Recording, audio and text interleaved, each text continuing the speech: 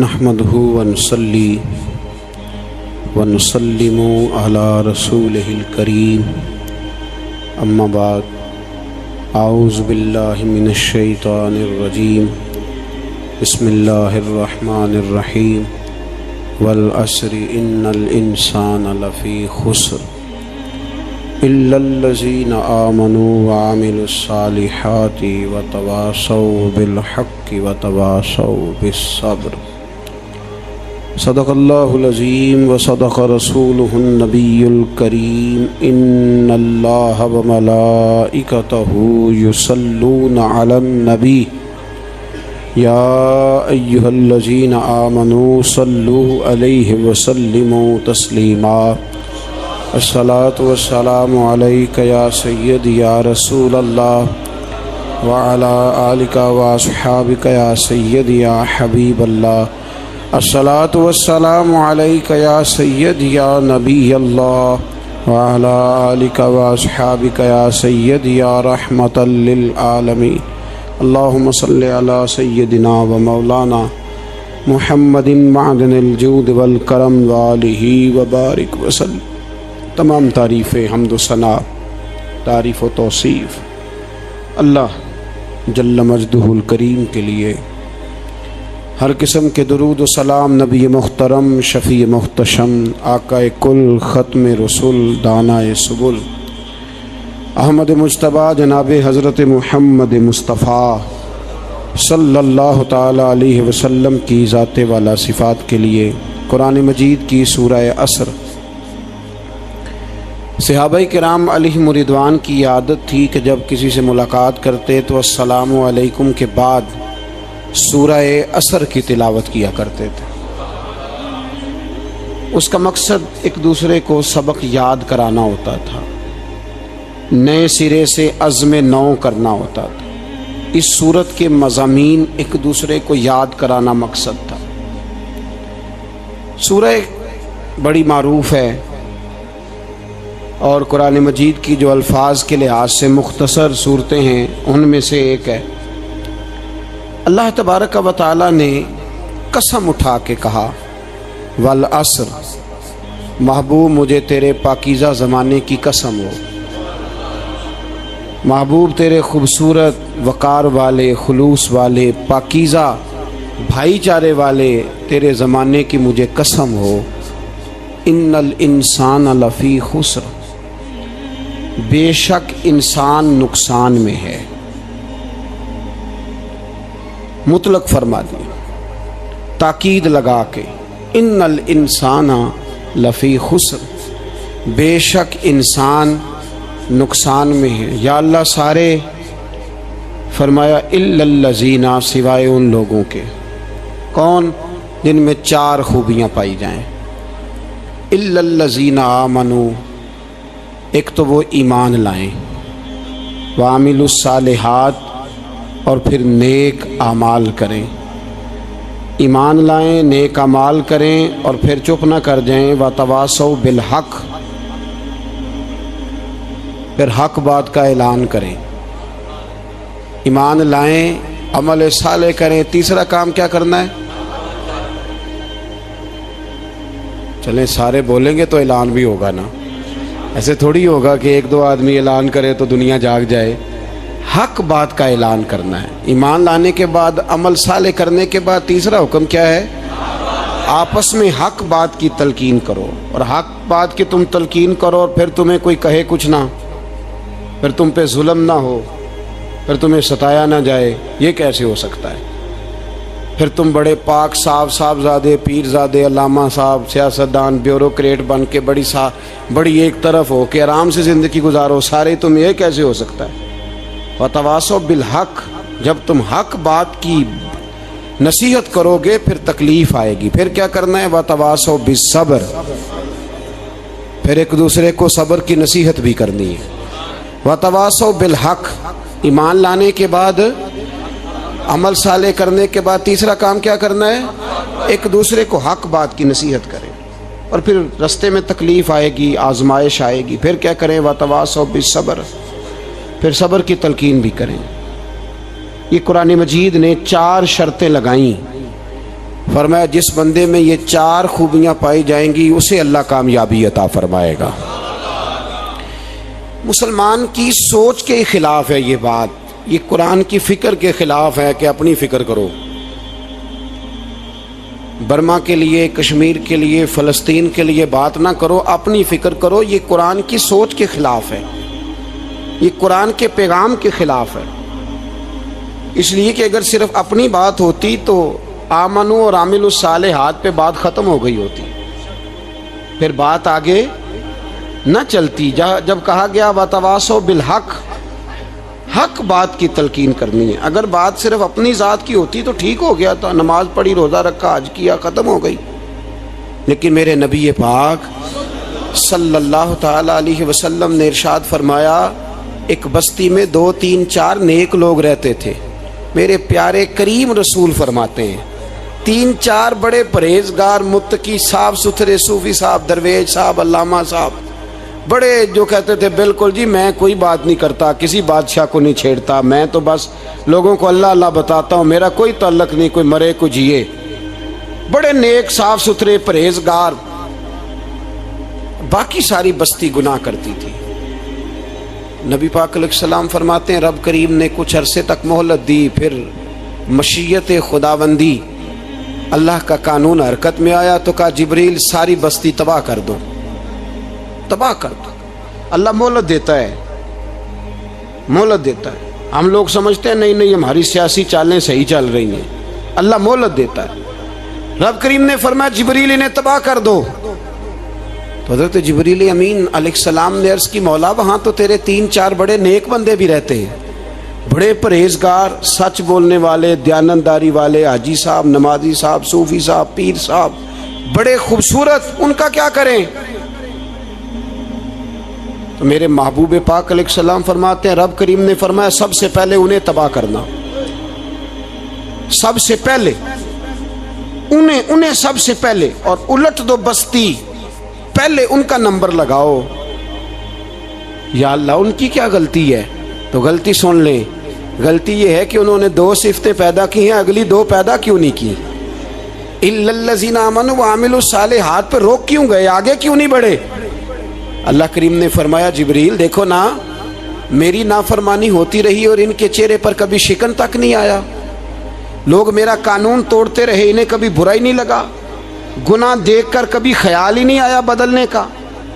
میرے بھائی امت مسلمہ اپنے لیے تو آئی نہیں دنیا میں، نبی پاک کی اس لیے تھوڑے آئے تھے کہ پیسے کمائیں، دنیا داری کریں، جھوٹ سچ ماریں اور رخصت ہو جائیں، بچے پیدا کریں۔ یہ کام تو ہندو، سکھ، بدھ مت سارے کر رہے ہیں،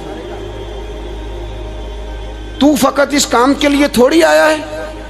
کنتم خیر امت اخرجت للناس، اللہ فرماتے ہیں میرے محبوب کے غلاموں تم بہترین امت ہو، میں نے تمہیں امتوں کے بھلے کے لیے پیدا فرمایا ہے، تمہیں لوگوں کی امامت کے لیے دنیا میں بھیجا ہے۔ اے نوجوان مسلم کبھی یہ تدبر بھی کیا تو نے، وہ کون سا گردو ہے جس کا ہے تو ایک ٹوٹا ہوا تارا؟ تو نے کبھی سوچا ہے تو کیا ہے؟ پتہ ہے تجھے؟ روزی کماؤ، روٹی کماؤ، اور اب تو بہت سارے لوگ جھوٹ کی دنیا میں زندہ ہیں، جھوٹ بولتے ہیں اپنے آپ کے ساتھ، دائیں بائیں فراڈ کر رہے ہیں اپنی ذات کے ساتھ، خول بنا لیا اس میں بند ہو گئے، باہر ہی نہیں نکل۔ اپنے ملک کی سوچو، اپنی بات کرو۔ علامہ اقبال نے پتہ کیا کہا تھا؟ اقبال نے، یہ سنو جو لوگ کہتے ہیں پہلے پاکستان، برما کے مسلمان بعد میں کشمیر کے مسلمان پہلے سنو اقبال کیا کہتے ہیں۔ اقبال کہنے لگے ان تازہ خداؤں میں بڑا سب سے وطن ہے، ان تازہ خداؤں میں بڑا کون ہے؟ وطن کی محبت ایمان کا حصہ، اس میں شک نہیں، لیکن اگر اسلام سے پہلے وطن آ گیا تو اقبال کہتے ہیں ان تازہ خداؤں میں بڑا سب سے وطن ہے، اور جو پیرہن اس کا ہے وہ مذہب کا کفن ہے۔ فرماتے ہیں جو وطن اوڑھ لیتا ہے اس نے اپنے مذہب کو دفن کر دیا۔ سب سے پہلے پاکستان نہیں، سب سے پہلے رسول اللہ کا دین ہے، سب سے پہلے قرآن ہے، سب سے پہلے نبی پاک کا فرمان ہے، سب سے پہلے امت مسلمہ ہے۔ ان تازہ خداؤں میں بڑا سب سے وطن ہے، جو پیرہن اس کا ہے وہ مذہب کا کفن ہے۔ اور اقبال کہنے لگے قوم مذہب سے ہے، مذہب جو نہیں تم بھی نہیں۔ قوم مذہب سے ہے، مذہب جو نہیں، کوئی نہیں سمجھ آ رہی آپ کو میری بات؟ قوم کس سے ہے؟ پاکستانی ہونے سے، پنجابی ہونے سے، سندھی بلوچی پٹھان ہونے سے نہ، قوم مذہب سے ہے، اور مذہب جو نہیں تم بھی نہیں۔ یہ کیسے ہو سکتا ہے کہ مذہب نہ ہو اور بندہ زندہ رہے؟ یہ کیسے ہو سکتا ہے بھائی؟ کافر نے اصل میں جاگ ہی نہیں رہا، میں جاگتا ہی نہیں، میں جیب کی سوچتا ہوں، مسجد کی سوچتا ہوں، خانقاہ کی سوچتا ہوں، مدرسے کی سوچتا ہوں، دکان کی، سارا دن تو اس چکر میں لگا رہتا ہوں لوگوں کو ثابت کرنے میں کہ میں صحیح ہوں باقی غلط ہیں۔ میں تو اپنی ذات کے خول سے اٹھ ہی نہیں رہا، اور مجھے یہ اندازہ ہی نہیں کہ لیبیا سارا کٹ گیا، مصر کے ٹکڑے ٹکڑے ہو گئے، مجھے پتہ ہی نہیں کہ شام، جس کے بارے میں میرے نبی پاک علیہ السلام نے فرمایا مکے اور مدینے کے بعد اللہ نے سب سے زیادہ برکتیں ملک شام میں رکھی ہیں، اور حضور نے فرمایا جس نے ہجرت کرنی ہو وہ شام جائے۔ اتنا اعلیٰ ملک سارا کٹ گیا، 4 ہزار لوگ ایک دن میں قتل ہو گئے، پر میرا گھر اب آباد ہے نا، کوئی حرج نہیں، وہ کٹتے ہیں تو وہ دور ہیں، کٹتے رہیں۔ فلسطین میں ہمارے ہاں معراج کی محفلیں بڑی جم کے ہوتی ہیں، سارے لوگ پڑھتے ہیں سبحان الذی اسریٰ بعبدہ لیلا من المسجد الحرام الی المسجد الاقصی۔ انہیں پوچھو روز قرآن مجید میں مسجد اقصی کا نام لینے والوں، تو مسجد اقصی کہتے ہو تو تمہیں اللہ کتنی نیکیاں عطا کرتا ہے، بتاؤ تو صحیح مسجد اقصی کدھر ہے؟ اور اب تو میری طرح کے مولوی آدھی حدیث سناتے ہیں، کہتے ہیں مسجد نبی میں ایک نماز پڑھو تو 50,000 کا ثواب، حرم شریف میں پڑھو تو 1,00,000 کا ثواب۔ مولانا حدیث یہاں سے شروع نہیں ہوتی، کھولو تو صحیح کنز المال، پڑھو مسند امام محمد بن حنبل، حدیث تو یہاں سے شروع ہوتی ہے۔ میرے نبی پاک نے فرمایا مسجد اقصی میں جس نے ایک نماز پڑھی 25,000 کا ثواب، اور میری مسجد میں جس نے ایک نماز پڑھی 50,000 کا ثواب، اور اللہ کے گھر بیت اللہ جس نے پڑھی 1,00,000 کا ثواب۔ مسجد اقصی کا تو ذکر ہی چھوڑ گیا ہے، کیوں؟ وہ مسجد جس کی طرف منہ کر کے 15 سال میرے نبی پاک نے نماز ادا کی، کس نے؟ بولیے گا 15 سال تک، 2 ہجری میں 13 سال مکے میں، 2 سال مدینے میں، مسجد اقصی کی طرف جدھر منہ کر کے تیرے اور میرے رسول نماز پڑھتے رہے۔ آج وہ مسجد یہودی کے قبضے میں ہے، کئی جمعے تالا رہتا ہے، وہاں نماز نہیں پڑھنے دی جاتی۔ مجھے کیا لگے اس بات سے؟ میری مسجد میں تھوڑی لگا ہوا ہے۔ ایسی ہوا چلی ہے کہ ہر شخص سوچتا ہے تمام شہر جلے بس ایک میرا گھر نہ جلے۔ بھائی یہ وہ دور ہے جس دور میں ذرا سی بھی کسی شخص کو تکلیف ہوتی ہے تو عالمی میڈیا پہ بات جاتی ہے، موبائل جیبوں میں فوراً تصویریں کیش ہوتی ہیں۔ میں اور آپ، ہمارا اس قوم سے تعلق ہے جس قوم کے بچے کٹ گئے، ذبح ہو گئے، عورتوں کے پستان کاٹ کے برما کے بدھوں نے ان کے کباب بنا کے کھا لیے، چھوٹے چھوٹے بچوں کی لاشیں انہوں نے لٹکا ڈالی۔ اور یہاں میں حکومت کی کیا بات کروں، یہاں کسی سیاستدان کو مکھی کاٹ جائے تو ہمارے پھٹے آباد ہو جاتے ہیں بحث کرنے کے لیے۔ ہمارے اپنے لوگ، عام آدمی نہیں بات کرتا، عام آدمی نہیں نکلتا، عام شخص کو فکر ختم ہو گئی۔ میری بھائی سب سے بڑھ کر بہترین مسجد کے خطیب امام حسین تھے۔ مسجد نبی سے بڑی بھی کوئی مسجد ہوگی جس منبر پر رسول پاک بیٹھ کے خطبہ دیا کرتے تھے؟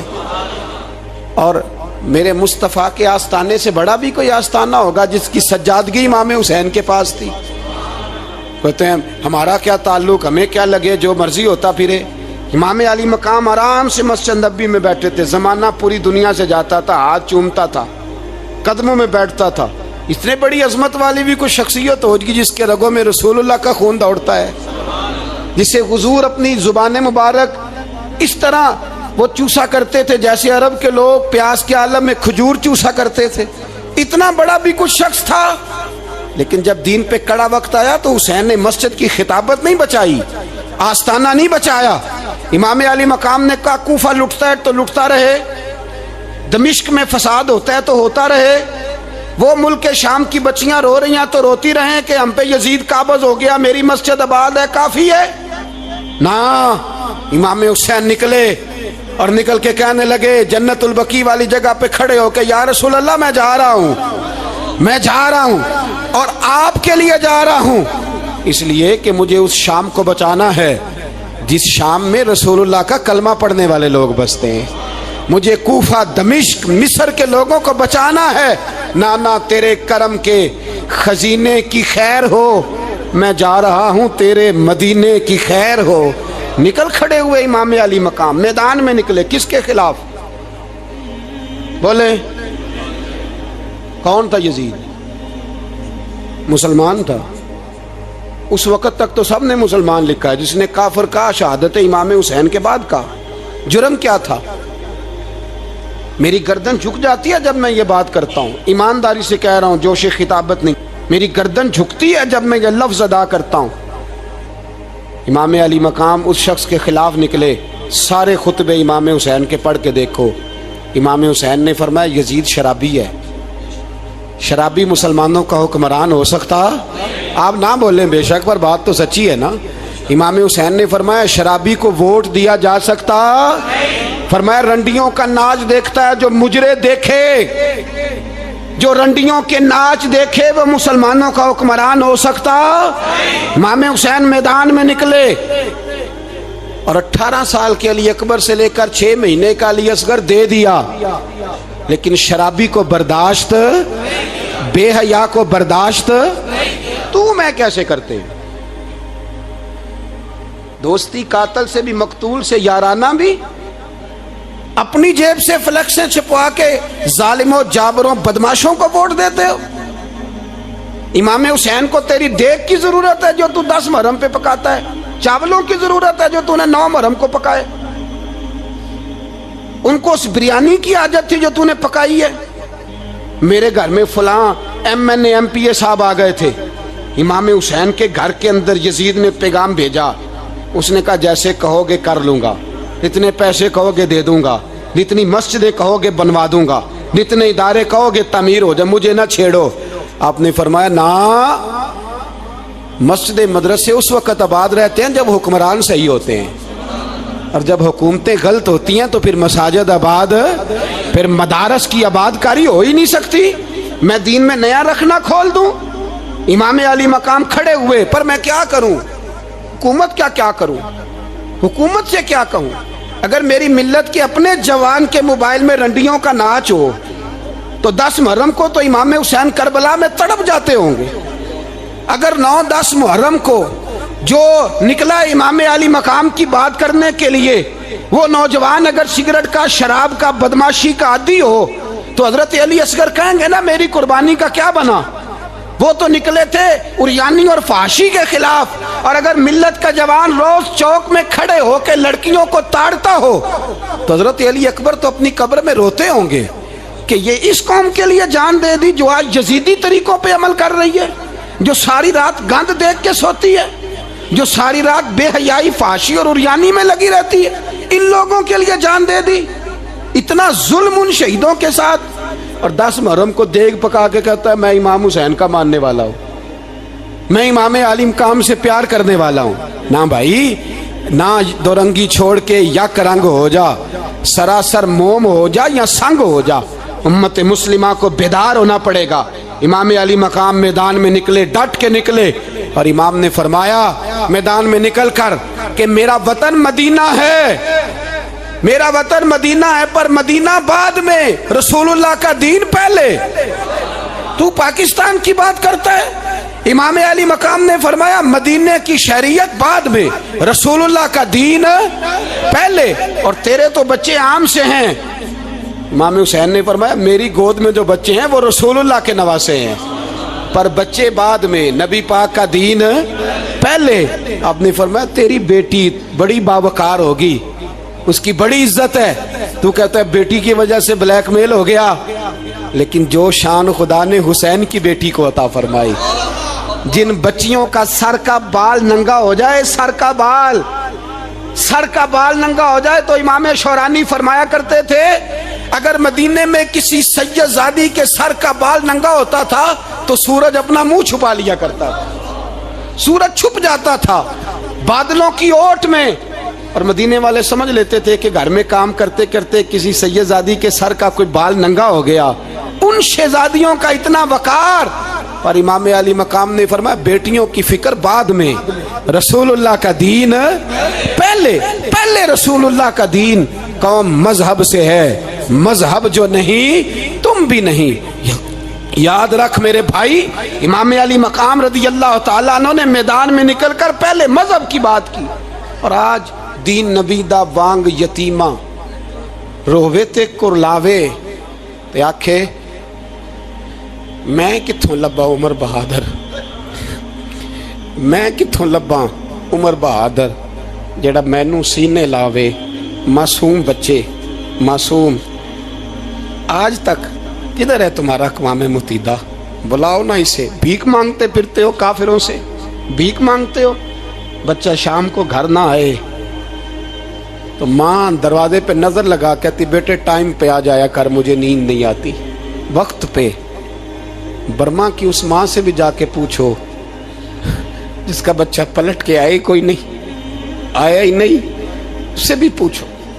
بچے نے آدھی رات کو روٹی مانگ لی تو فالج زدہ ماں, اس کو فالج تھا, وہ رینگتی ہوئی اٹھی اور اس نے اپنے لال کو روٹی پکا کے دی. باپ کہتا رہا چل چھوڑ, سو جا بیٹے تیری اماں. اس نے کہا نہیں مجھے نیند نہیں آتی, بیٹا بھوکا ہے.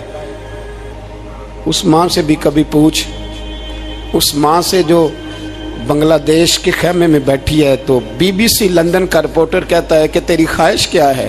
کہتی کوئی بھی نہیں. چلو 2 دن کے بعد ہی صحیح میرے بیٹے کو ایک روٹی دے جایا کرو, اے روٹی مانگتا ہے مجھ سے, میں کدھر سے لاؤں؟ یہ لوارث قوم ہے.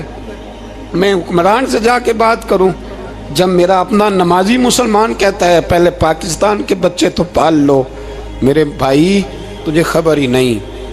یہ تو جانا تو کبھی گنبد خضرا پہ تو میرے مصطفیٰ نے فرمایا من ازا مسلم فقط ازانی. فرمایا جب میرا مسلمان تکلیف میں ہوتا ہے تو میں گنبد میں تکلیف میں ہوتا ہوں, مجھے درد ہوتا ہے, مجھے اذیت ہوتی ہے. پوچھ جا کے محبوب پاک سے. میرے عزیز کسی کو غم ہی نہیں ان لوگوں کا, کسی کو پرواہ ہی نہیں, کچھ سوچتا ہی نہیں ان کے بارے میں. میں اپنے گھر میں مست ہوں, آپ اپنے گھر میں مست ہیں. میرے رسول اللہ کی امت لٹ گئی ساری, جگہ جگہ تباہی.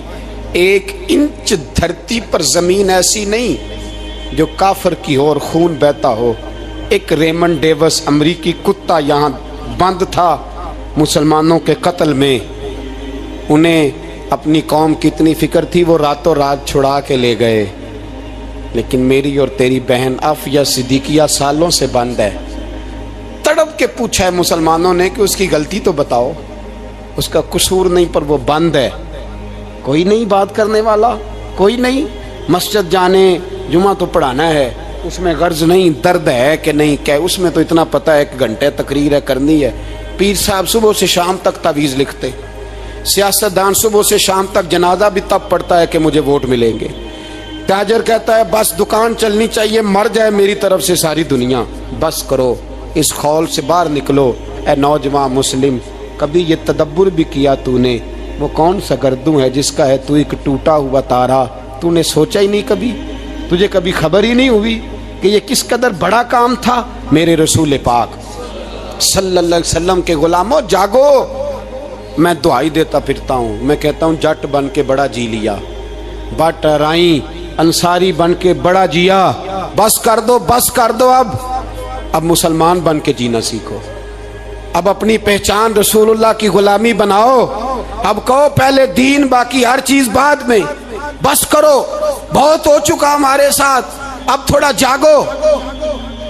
میں بہت ساری باتیں دل میں لے کے آیا تھا جو آپ سے کرنی تھی, پر یہ لفظ ہیں کہ ٹوٹتے ہی جا رہے ہیں. بات ہے کہ سمت کا تعین ہی نہیں ہو پا رہا.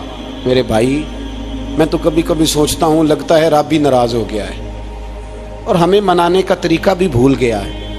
نہ ہماری مسجدوں میں تہجد پڑھی جاتی ہے, نہ کسی کو نماز توبہ یاد رہی, نہ کوئی استسقاء والا ہے, کوئی نہیں.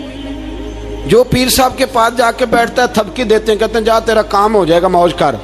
کبھی نہیں کو کہتا توبہ بھی کر, استغفار بھی پڑھ, یہ داڑھی پوری کر, دین رسول اللہ کا اس کی طرف تو توجہ کر. کوئی تبلیغ ہی نہیں کرتا. سارے پھوکا پھاکی پہ لگ گئے ہیں، کوئی خیال ہی نہیں آ رہا کسی شخص کو کہ ہماری تباہیوں کا سبب کیا ہے. کہ علاقہ تک قبرص فتح ہوا، تمام لوگ نعرے لگا رہے ہیں. حضرت ابو ذر غفاری کونے میں بیٹھ کے رونے لگ گئے. مسلمانوں کو فتح ملی، سب لوگ نعرے لگا رہے ہیں، خوشی ہو رہی ہے کہ علاقہ فتح ہو گیا. حضرت ابو ذر غفاری رونے لگے اور تڑپ کے روئے. لوگوں نے کہا ابو ذر کیوں روتے ہو؟ آپ فرمانے لگے یہ لوگ برسوں سے قابض تھے اس شہر پر، یہ جن لوگوں سے آج ہم نے لیا ہے یہ برسوں سے، دل کے کانوں سے کھل سننے والی بات ہے. فرمانے لگے یہ برسوں سے قابض تھے، انہوں نے اللہ کی نافرمانی کی ہے تو آج علاقہ ان کے ہاتھوں سے نکل گیا ہے. میں رو اس لیے رہا ہوں کہ خدایا کہیں ہم سے بھی نافرمانی نہ ہو اور یہ ہمارے ہاتھوں سے بھی نہ نکل جائے. شام نکل نہیں گیا ہمارے ہاتھوں سے، لیبیا نکل گیا، مصر نکل گیا، عراق نکل گیا، افغانستان نکل گیا. اور اگر دیکھو تو بالواسطہ بلا واسطہ ہر جگہ کافر کا ڈیرا. وہ رو رہے ہیں، کہتے ہیں جب قوم اللہ کی نافرمانی کرتی ہے تو علاقے نکل جاتے. تڑپ رہے ہیں، مجھے کوئی فکر نہیں. کوئی نہیں رویا مصر کے جانے پر، کوئی نہیں رویا لیبیا کی تباہی پر، شام کے بچوں پہ کوئی نہیں رویا. ہم لوگ یہاں عید مناتے رہے، عید پر لوگ نئے کپڑے لیتے رہے اور برما کے مسلمانوں کو کفن تک نصیب نہ ہوا.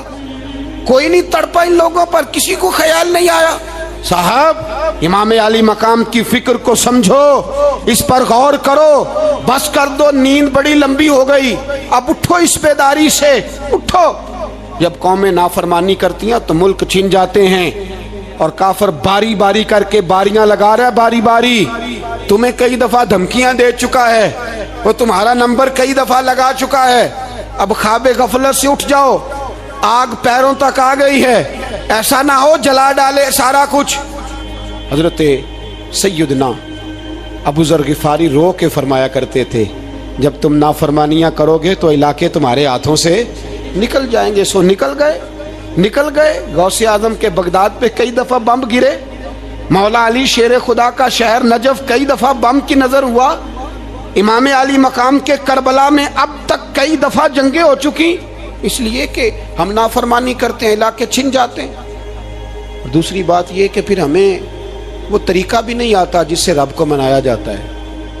آپ یقین کریں مسلمان پہ ایک 5 وقت کی نماز ہے وہ بھی بوجھ ہے. 2.5 گھنٹے کی تقریر اور 5 منٹ کی جماعت میں لوگ بھاگتے پھرتے ہیں، بڑا مشکل ہے.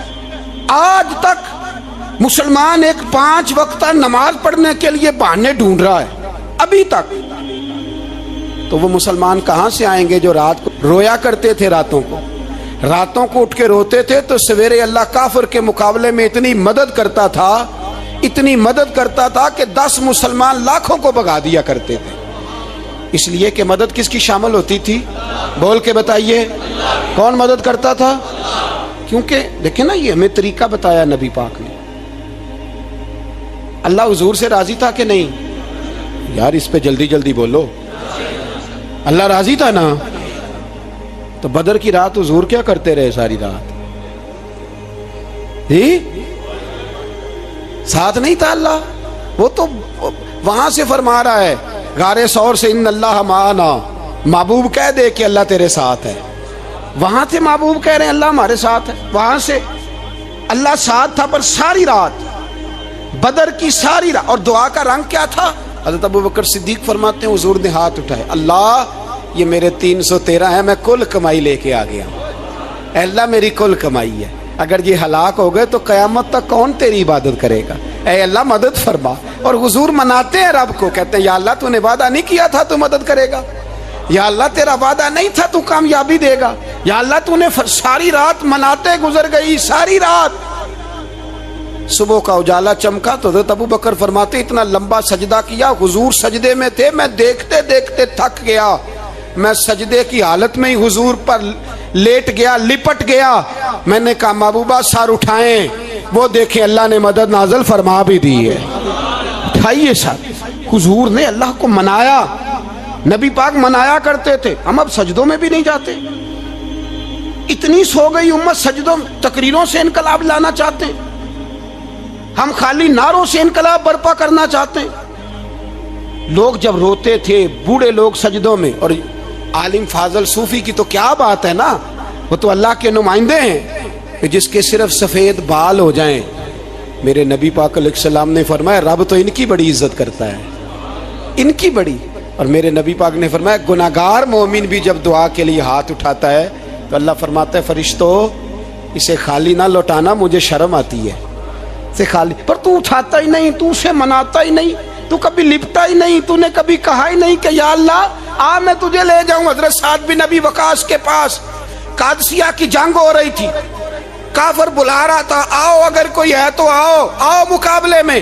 حضرت سعد بن ابی وقاص نے گھوڑے دوڑا دیے، دشت تو دشت ہیں صحرا بھی نہ چھوڑے ہم نے، بحر ظلمات میں دوڑا دیے گھوڑے ہم نے۔ حضرت سعد بن ابی وقاص نے گھوڑے دوڑائے، آگے دریا آ گیا، کوئی پل نہیں، کوئی شے نہیں، اسلام کی عزت کا سوال ہے۔ حضرت سعد بن ابی وقاص نے ہاتھ اٹھائے اور کہا اے اللہ اگر تو موسیٰ کی نافرمان قوم کو رستہ دے سکتا ہے تو تو ہمارے دلوں کو جانتا ہے، ہم تو اپنے رسول کے فرما بردار غلام ہیں۔ آنا مہربانی کر کی اگر تو نے دل مسلم کی دل جوئی نہیں تو ہمیں تانا دیں گے بت کے مسلم کا خدا کوئی نہیں۔ کہا اے اللہ مہربانی فرما اگر تو حضرت وَإِذْ فَرَقْنَا بِكُمُ الْبَحْرَ فَأَنْجَيْنَاكُمْ وَأَغْرَقْنَا آلَ فِرْعَوْنَ، اگر تو حضرت موسیٰ کی قوم کے لیے دریا پھاڑ سکتا ہے تو ہم تو نبی پاک کے غلام ہیں۔ صحابہ کہتے ہیں جناب سعد نے دعا مانگی تو دریا نے رستہ عطا فرما دیا۔ یار تو دعا بھی نہیں مانگتا؟ حضور نے فرمایا دعا صلاح المومن، دعا مومن کا ہتھیار ہے، تو نے یہ بھی چھوڑ دیا ہے۔ اب تو باتیں کر کے تبصرے کر کے ٹی وی دیکھ کے اپنی رائے قائم کر کے کمنٹس کر کے سو جاتا ہے، یہ بھی سوتا خشک ہو گیا، تو دعا تک نہیں مانگتا۔ فرماتے ہیں دعا مانگی تو دریا نے رستہ دیا، اور جب اس کنارے نکلے تو حضرت سعد کہنے لگے کسی کی کوئی شے تو نہیں رہ گئی دریا میں، کوئی چیز تو نہیں رہ گئی۔ ایک صحابی کہنے لگے پیالہ رہ گیا ہے، تو حضرت سعد فرمانے لگے او دریا ہمارا پیالہ واپس نہیں کر دیتا؟ تو کہتے ہیں کہ لہر آئی تو پیالہ بھی باہر پھینک گئی۔ او بھائی ہم اسی رسول کا کلمہ پڑھتے ہیں جن کا حضرت سعد بن ابی وقاص نے کلمہ پڑھا تھا، اور کسی جگہ میرے نبی پاک نے نہیں فرمایا اللہ صحابی کی سنے گا بعد میں آنے والوں کی نہیں سنے گا، کسی جگہ نہیں کہا۔ پر تو کشکولے دعا بھی نہیں اٹھاتا، مصیبت میں بھی اب یاد خدا ہم کو نہیں آتی، دعا منہ سے نہ نکلی جیبوں سے عرضیاں نکلی، تو یہ کام بھی نہیں کرتا۔ میرا دل کرتا تھا چلو اور کچھ نہ ہو مسجدوں میں اجتماعی دعا ہی ہو جائے، پر اس طرف بھی توجہ نہیں، وہاں بھی کہتے ہیں مولوی صاحب جلدی کرو گھر جانا ہے، اتنی لمبی دعا، اور کمنٹس کر رہے ہیں لوگ، کہتے ہیں آپ اپنے گھر کی سوچیں۔ میرے بھائی دعا، صلاح الدین ایوبی فلسطین کی جنگ لڑ رہے تھے، خبر آئی کہ عیسائیوں کا ایک بحری بیڑا، بحری جہاز اسلحہ لے کے آ رہا ہے، نیزے ہیں، تلواریں ہیں، تیر ہیں۔ صلاح الدین ایک بزرگ تھے، ان سے ملے تو کہنے لگے بابا جی آپ بھی دعا کرو۔ میں بھی دعا کرتا ہوں، مسلمانوں کے پاس پہلے اسلحہ نہیں، عیسائیوں نے اور منگا لیا ہے، کہیں ایسا نہ ہو مسلمانوں کے خلاف اتنا اسلحہ استعمال ہو۔ یہ بات کہی، بابا جی کو دعا کا کہا، خود مسجد اقصیٰ میں ساری رات روتے رہے صلاح الدین، ساری رات۔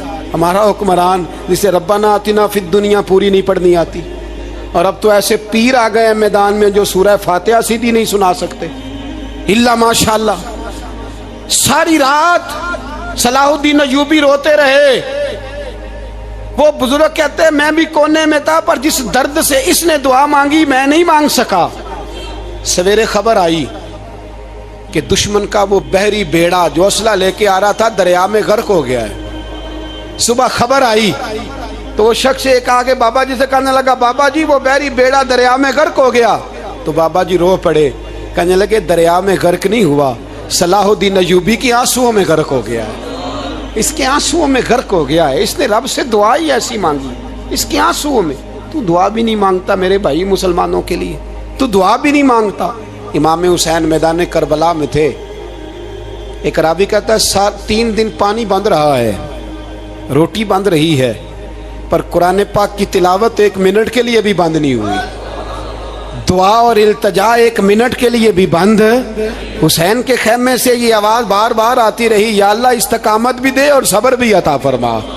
दुआ का रास्ता बंद, तिलावत बंद नहीं हुई, अल्लाह की बारगाह में सजदे बंद नहीं हुए, तू छोड़ गया है, तू दुआ तक नहीं मांगता। दुआ तो इनकलाब बर्पा कर देती है, दुआ तो हालात बदल देती है, दुआ तो तब्दीली ले आती है। कोई बैठा हुआ मुझे दूर दुआ देता है, बस दुआ देता, फकत दुआ देता है। कोई बैठा हुआ मुझे दूर दुआ देता है, मैं डूबता हूं पर समुंदर उछाल देता है। ओ भाई तू दुआ भी छोड़ गया।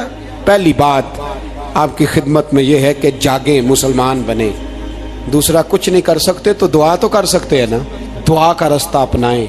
और फिर मेरे नबी पाक अलैहिस्सलाम ने दो बातें फरमाई, कान खोल के सुन लेना।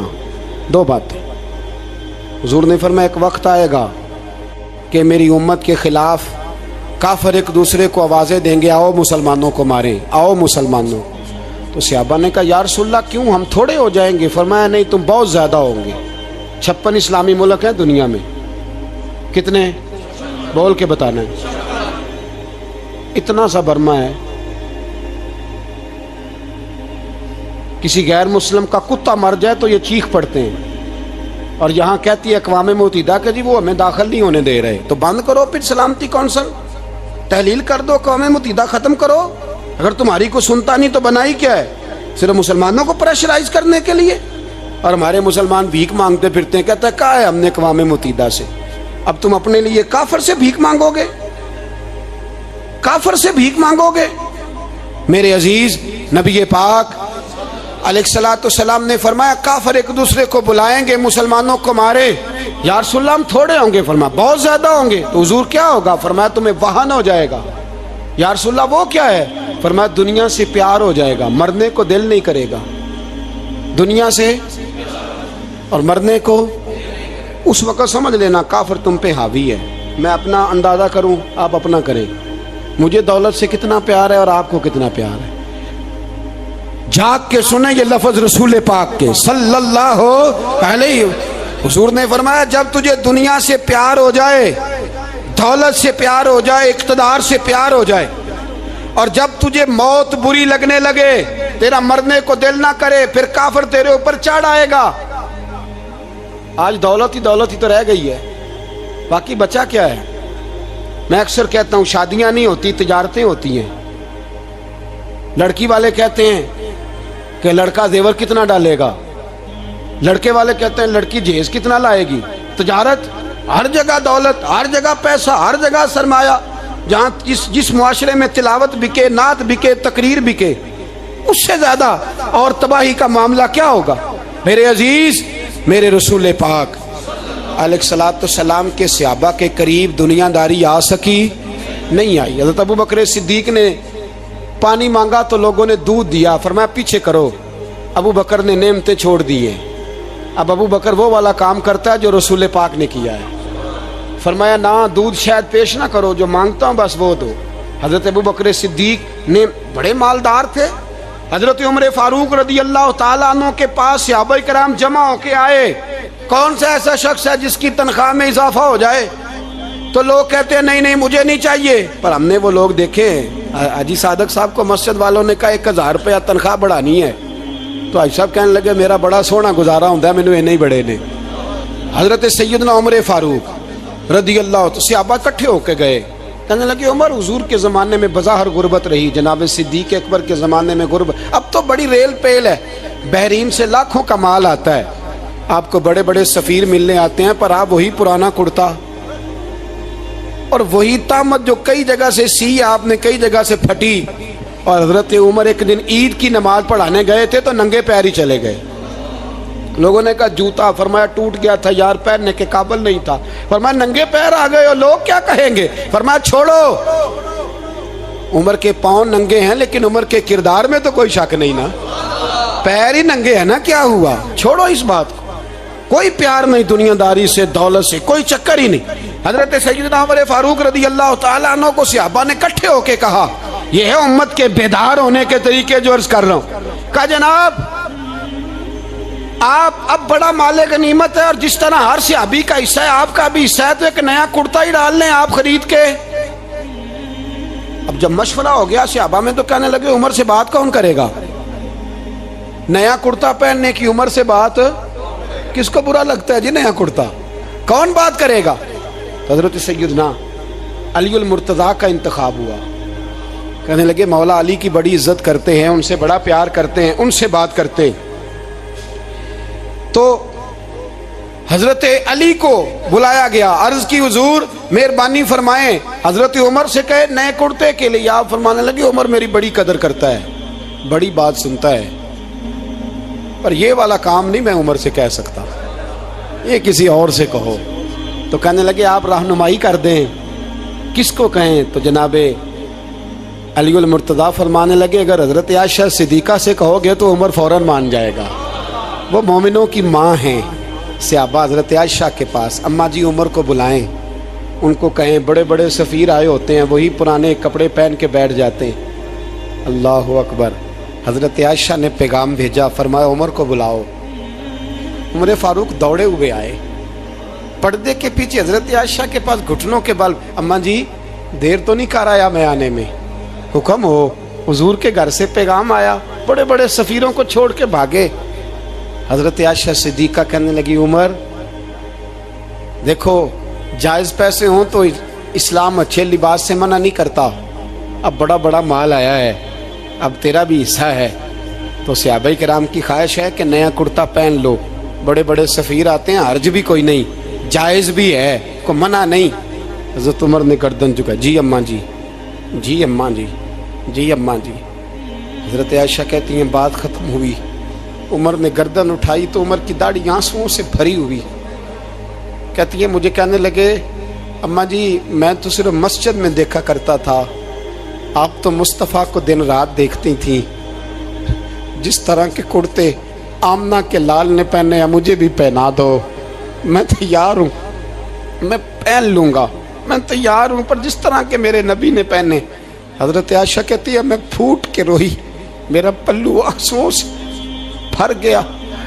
فرماتی ہیں میں عمر کی بات سنتی گئی تو میرا پلو آنسوؤں سے، میں نے کہا عمر تو جا، تو ٹھیک ہے۔ فرماتی ہے عمر فاروق سلام کر کے اٹھے، امیر المومنین چلے گئے، اس کونے میں صحابہ چھپے ہوئے تھے، وہ آئے، کہا اماں جی کیا بات ہوئی؟ تو میں پھر رو پڑی۔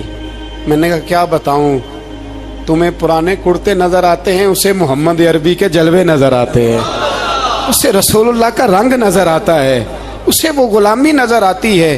عمر کو دنیا سے پیار، اور دنیا سے پیار نہیں تھا، دعا پتہ کیا تھی؟ یوں جھولی اٹھا کے اللہ مرزقنا شہادتن فی سبیلک وجعل موت فی بلد حبیبک، اللہ عمر کو بسترے والی موت نہ دینا، موت شہادت کی دینا، اور میں میدان میں جا کے نہیں مرنا چاہتا، مجھے رسول اللہ کے شہر میں موت چاہیے، باہر جا کے نہیں، یہی میدان لگے مدینے میں، یہی موت آئے، اسباب بنا، میں مدینہ بھی نہیں چھوڑنا چاہتا۔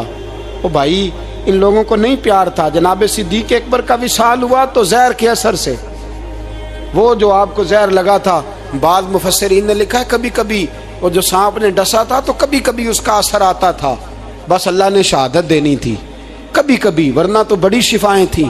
حضرت عمر شہید، حضرت عثمان، جناب علی، امام حسن، امام حسین، علی اکبر، علی اصغر، حضرت عباس، حضرت سعد بن معاذ، حضرت امیر حمزہ، مصعب بن عمیر۔ میرے محبوب نے تو لسٹ بنائی شہیدوں کی، لسٹ بنائی شہیدوں کی، شہادت سے پیار کیا رسول اللہ صلی اللہ علیہ وسلم کے غلاموں نے، پیار کیا شہادت سے، اسی لیے تو کافر اٹھ نہیں سکا کہ شہادت سے حضرت سعد بن معاذ رضی اللہ تعالیٰ عنہ کو زخم لگ گیا، جنگ سے زندہ آ گئے لیکن زخم ہے، رو کے کہنے لگے محبوبہ سارے شہید ہو گئے، میں ایسے ہی رہ گیا۔ حضور نے فرمایا نہیں، رب تجھے بھی شہادت کی موت ہی عطا فرمائے گا۔ اسی زخم میں پردہ ہو گیا۔ میرے بھائی حضرت عمر بن جموع رضی اللہ تعالیٰ عنہ 4 بیٹے لے کے احد کے میدان میں آئے، کہا محبوبہ میرے 4 ہی تھے، میں سارے لے آیا ہوں، سارے ہی قبول ہیں؟ اور میں ٹھیک ہے، پھر خود بھی زرہ پہن لی، ایک ٹانگ سے لنگڑے تھے, ٹانگ چھوٹی تھی. حضور نے فرمایا تو نے کیوں لباس پہن لیا ہے؟ کہا حضور میں نے بھی تو جہاد پہ جانا ہے نا. تو حضور نے فرمایا تیرے 4 بیٹے جو جا رہے ہیں. تو کہا یا رسول اللہ کیا لنگڑے جنت میں نہیں جا سکتے؟ حضور لنگڑے اللہ کو قبول نہیں, میں نہیں جا سکتا. تو میرے نبی پاک صلی اللہ علیہ وسلم نے فرمایا نہیں, جنت تو تیرا انتظار کر رہی ہے. کہا حضور پھر میں بھی جاؤں گا, بچے جائیں گے تو میں بھی جاؤں گا. ایک بی بی احد کے دن 3 سال کا بچہ لے کے گھر سے نکلی. بیبیوں کو کہتی ہے میرا خامد بھی بدر میں شہید ہوا, بھائی بھی اور باپ بھی. آج حضور نے پھر بلایا ہے. دل کرتا تھا کوئی جوان بیٹا ہوتا تو میں پیش کرتی, پر اب میرے پاس یہ 3 سال کا ہی ہے. بچہ لیا مدینے میں مسجد نبوی میں. حضرت بلال سے کہنے لگی 2 منٹ حضور کا دیدار چاہیے. نبی پاک آئے. کیسے آئی ہو؟ کہنے لگی محبوبہ میں شہید کی بیٹی, شہید کی بہن, شہید کی بیوہ ہوں. میرے پاس اب جوان تو کوئی نہیں, یہ 3 سال کا ہی ہے. حضور نے مسکرا کے فرمایا یہ کرے گا کیا کرے گا؟ کہنے لگی حضور سنا ہے اسلحہ تھوڑا ہے, ڈھال کی ضرورت ہے. لوہے کی ڈھال ہوتی تھی, جب تلوار آتی تھی تو آگے کی جاتی تھی. کہا محبوبہ میرا شہید کی اماں بننے کو بڑا دل کرتا ہے, یہ میرا 3 سال کا لے جاؤ, جب تیر آپ کی طرف آیا تو میرا بیٹا آگے کر دینا, یہ ڈھال کا کام تو دے گا نا. ہنستے ہوئے محبوب کی آنکھوں میں آنسو آئے. بچے کو پکڑ کے سینے سے لگایا, ماتھا چوما, فرمایا جا تیرے ساتھ وعدہ ہے قیامت کے دن تجھے شہید کی اماں کہہ کے ہی پکارا جائے گا. وعدہ ہے تیرے ساتھ تجھے شہید کی. میرے بھائی مرنے کو دل ہی نہیں مسلمان. میرے نبی پاک صلی اللہ علیہ وسلم نے فرمایا جس کے دل میں کبھی شہادت کی آرزو پیدا نہیں ہوئی اس کے سینے میں دھڑکنے والا دل مومن کا ہے ہی نہیں, وہ تو منافق ہے. جو کبھی دین کے رستے میں شہید ہونے کو, میرے بھائیوں دین کو بڑی ضرورت ہے, بڑی ضرورت ہے, بڑی. اے خاصائے خاصان رسول وقت دعا ہے, امت پہ تیری آ کے عجب وقت پڑا ہے. وہ دین جو بڑی شان سے نکلا تھا وطن سے, پردیس میں وہ آج غریب الغربا ہے. فریاد ہے اے کشتی امت کے نگہباں, بیڑا یہ تباہی کے قریب آن لگا ہے. اور ایک شاعر قلم توڑ گیا, کہنے لگا تجھ سے فریاد ہے اے گنبد خضرا والے, تجھ سے فریاد ہے اے گنبد خضرا والے, کعبے والوں کو ستاتے ہیں کلیسا والے. تجھ سے فریاد اے گنبد خضرا. اپنے اندر دین کا درد پیدا کرو, ذوق پیدا کرو, مسلمان بن کے جینا سیکھو.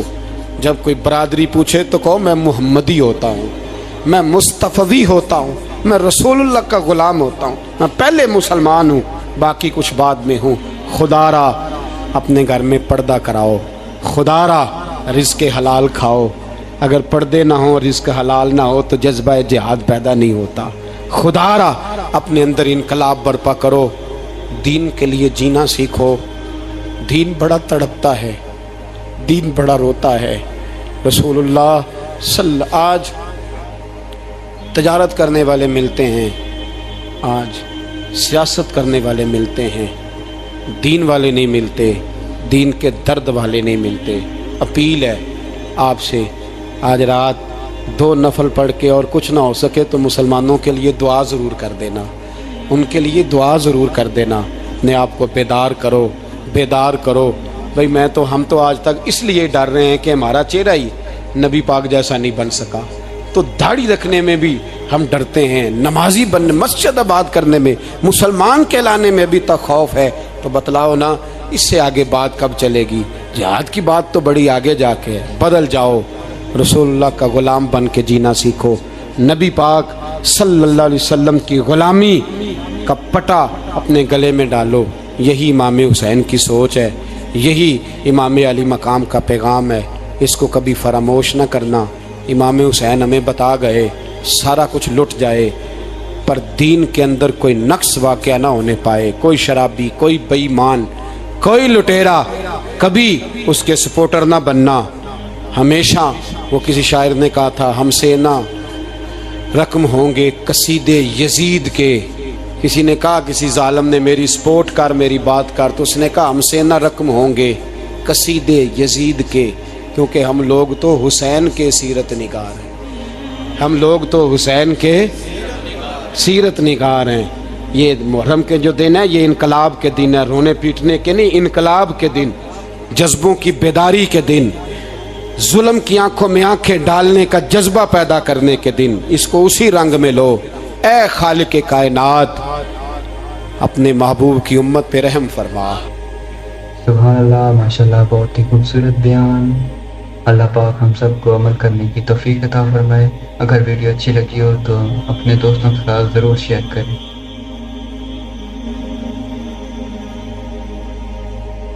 کافر اسی پچ ہو گیا، پھر تشبیہ مسلح کی کرنا، اساں ظاہر نو رب من آئے، باطن دا اللہ کی کرنا، اساں ظاہر نو رب من آئے، باطن دا اللہ